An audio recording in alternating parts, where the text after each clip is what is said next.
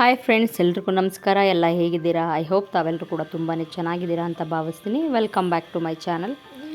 ಇವತ್ತು ನಾನು ಬಸ್ಸಾರು ಯಾವ ರೀತಿ ಮಾಡೋದು ಅಂತ ತೋರಿಸ್ಕೊಡ್ತಿದ್ದೀನಿ. ಅದು ಎಕ್ಸ್ಪೆಷಲಿ ಈರುಳ್ಳಿ ಮತ್ತು ಬೆಳ್ಳುಳ್ಳಿ ಬಳಸದೆ ಬಸ್ಸಾರು ಮಾತ್ರ ಯಾವ ರೀತಿ ಮಾಡೋದು ಅಂತ ಈ ವ್ಲಾಗ್ನ ಮುಖಾಂತರ ತಿಳಿಸ್ಕೊಡ್ತಾ ಹೋಗ್ತೀನಿ. ಬನ್ನಿ ಹಾಗಾದರೆ ಯಾವ ರೀತಿ ಮಾಡೋದು ಅಂತ ನೋಡ್ಕೊಬರೋಣ. ನಾನು ಬಂದು ಅವರೆಕಾಳು ಬಸ್ಸಾರು ಮಾಡ್ತಾಯಿರೋದು.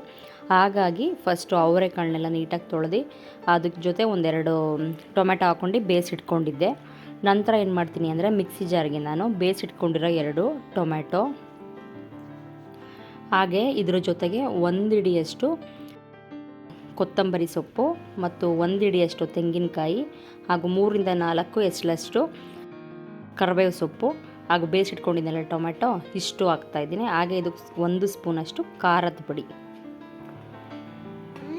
ಟೊಮೊಟೊ ನಿಮಗೆ ಎಷ್ಟು ಉಳಿಬೇಕು ಆ ರೀತಿ ನೋಡ್ಕೊಂಡು ಹಾಕಿ. ನಿಮ್ಗೆ ಹುಳಿ ಎಕ್ಸ್ಟ್ರಾ ಬೇಕಂದರೆ ಎಕ್ಸ್ಟ್ರಾ ಟೊಮೆಟೊ ಹಾಕ್ಕೋಬೋದು. ನಂತರ ಹೇಳ್ದಾಗೆ 1 ಸ್ಪೂನಷ್ಟು ನಾನು 1 ಸ್ಪೂನಷ್ಟು ಖಾರದ ಪುಡಿ ಹಾಗೂ 1.5 ಸ್ಪೂನಷ್ಟು ನಾನು ರಸಮ್ ಪೌಡ್ರ್ ಯೂಸ್ ಮಾಡ್ತಿದ್ದೀನಿ. ಇದೇ ಮೇನ್ ಇದಕ್ಕೆ ಟೇಸ್ಟ್ ಕೊಡೋದು. ಹಾಗಾಗಿ ರಸಮ್ ಪೌಡ್ರು ಯೂಸ್ ಮಾಡ್ಕೊಬೇಕು. ಇದಕ್ಕೆ ಏನಂದರೆ ಇದೇ ಎಕ್ಸ್ಟ್ರಾ ಟೇಸ್ಟ್ ಕೊಡೋದು ನಾವು ಮಾಡೋ ಬಸ್ಸಾರಿಗೆ. ಬಸ್ಸಾರು ಇನ್ನೊಂದು ಥರ ರೀತಿಯೂ ಸಾಮಾನ್ಯವಾಗಿ ಮಾಡ್ತೀವಿ. ಏನಂದರೆ ಎಲ್ಲ ಇವುಗಳೆಲ್ಲ ಏನೇನಿದೆ ಈರುಳ್ಳಿ ಬೆಳ್ಳುಳ್ಳಿ ಎಲ್ಲ ಹುರ್ಕೊಂಡೆಲ್ಲ ಮಾಡ್ತೀವಿ. ಬಟ್ ನಾನು ಇದಕ್ಕೆ ಈರುಳ್ಳಿ ಬೆಳ್ಳುಳ್ಳಿ ಏನೂ ಹಾಕ್ತಿಲ್ಲ. ಹಾಗಾಗಿ ರಸಮ್ ಪೌಡ್ರ್ ಆ್ಯಡ್ ಮಾಡ್ತಿದ್ದೀನಿ. ಜೊತೆಗೆ ಒಂದು ಗೋಲಿ ಗಾತ್ರದಷ್ಟು ಹುಣಸೆ ಹಣ್ಣನ್ನು ಹಾಕ್ತಾಯಿದ್ದೀನಿ. ಹುಣಸೆ ಹಣ್ಣು ನಿಮಗೆ ಹುಳಿ ಅನುಸಾರ ಎಷ್ಟು ಬೇಕು ಅಷ್ಟು ನೋಡ್ಕೊಂಡು ಹಾಕ್ಕೋಬೋದು. ಮಸಾಲೆ ಕೂಡ ರುಬ್ಬಿ ರೆಡಿಯಾಗಿದೆ. ಒಂದು ಪಾತ್ರೆಗೆ ನಾನು ಚಿಕ್ಕ ಕುಕ್ಕರ್ ಇಟ್ಕೊಂಡಿದ್ದೀನಿ. ಹಾಗಾಗಿ ಇದನ್ನು ಇಟ್ಬಿಟ್ಟು ಇದಕ್ಕೆ 1-2 ಸ್ಪೂನಷ್ಟು ಎಣ್ಣೆ ಹಾಕಿ, ಎಣ್ಣೆ ಕಾದ ನಂತರ ಸಾಸಿವೆ ಮತ್ತು ಕರಿಬೇವಿನ ಸೊಪ್ಪನ್ನ ಹಾಕ್ತಾಯಿದ್ದೀನಿ ಒಗ್ಗರಣೆಗೆ.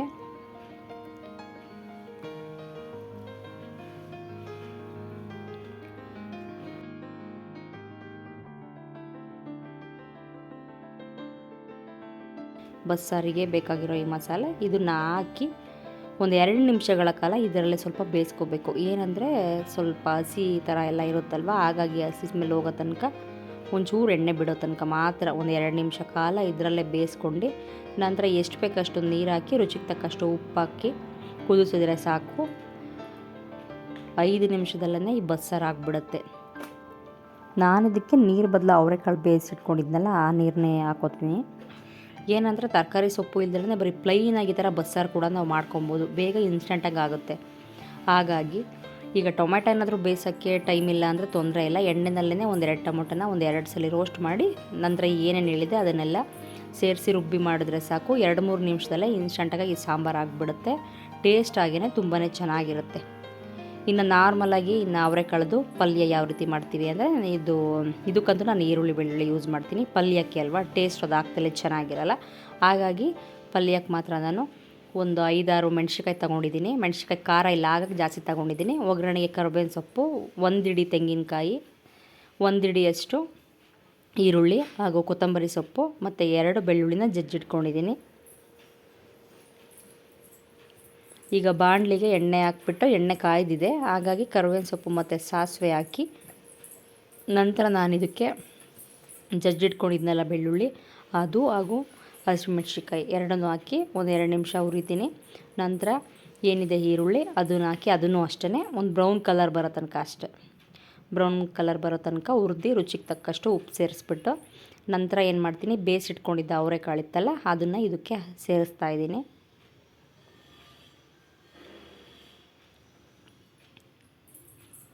ಒಂದು ನಿಮಿಷ ಈ ಥರ ಹುರಿದ್ಬಿಟ್ಟು ಇನ್ನು ಇದಕ್ಕೆ ತೆಂಗಿನ ತುರಿ ಮತ್ತು ಕೊತ್ತಂಬರಿ ಸೊಪ್ಪಿತ್ತಲ್ವ ಅದನ್ನು ಸೇರಿಸ್ಕೊಂಡು 1-2 ನಿಮಿಷ ಫ್ರೈ ಮಾಡಿದ್ರೆ ಸಾಕು. ಪಲ್ಯ ಆಗಿಬಿಡುತ್ತೆ. ತುಂಬ ಟೇಸ್ಟಾಗೂ ಇರುತ್ತೆ ಕೂಡ. ನಾನು ಬಸ್ಸಾರು ಮಾಡೋದೆಲ್ಲ ಈ ಥರನೇ.